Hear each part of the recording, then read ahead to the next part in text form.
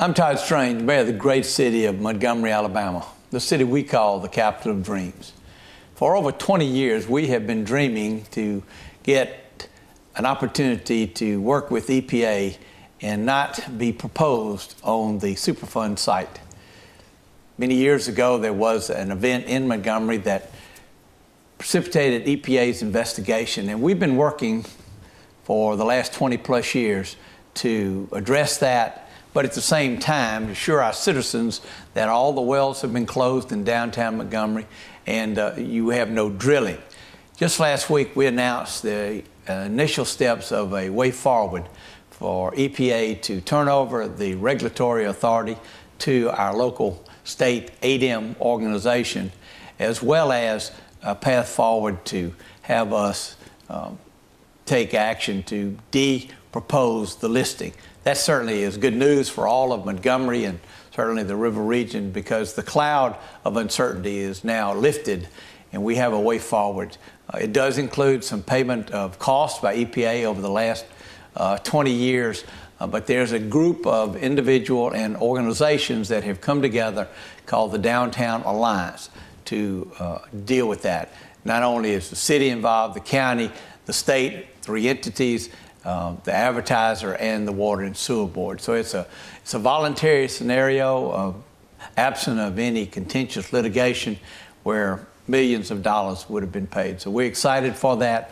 There will be public comment period during the month of July, so anyone that would like to express their opinion about this would be so welcome, and we hope that you choose to do so. In addition, last week we opened the Fairview Environmental Park. This is a beautiful area right there at the corner of Fairview and the interstate, right next to the McDonald's. And this park has been a number of years in the making, again through the help of EPA as well as the ADM. Not only is it a beautiful place for people to go and stroll and see nature, but the most important element is that it's filtering our environment. It's capturing all of the debris, all of the trash that's in the Katoma ditch, and it captures that for hauling off before it gets into the Katoma watershed and eventually to the Alabama River.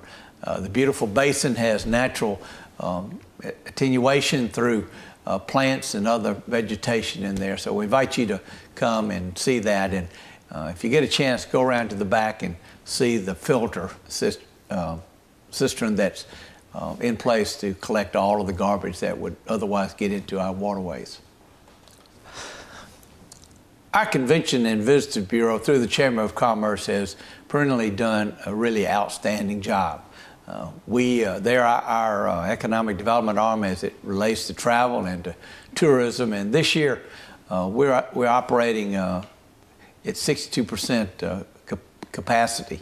Just to put this in perspective, no other city in Alabama, say Birmingham, has a higher occupancy rate, and this is higher than Chattanooga, Memphis, Little Rock, and some of the other major cities that you know of. Every time a person comes to Montgomery, they spend a requisite amount of money, and the consultants tell us that on average there's as much as $1.3 million or $1.4 million spent daily, every single day in Montgomery for travel and for tourism.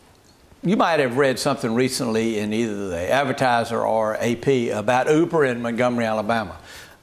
We've been in conversations with them. My initial reaction was Tuscaloosa and Birmingham didn't have a good experience and we might not be interested. But over the last month or two, I've really learned a lot more about Uber, and there's a gentleman that is a consultant to them that we have a lot of confidence in. And we're in discussions with them.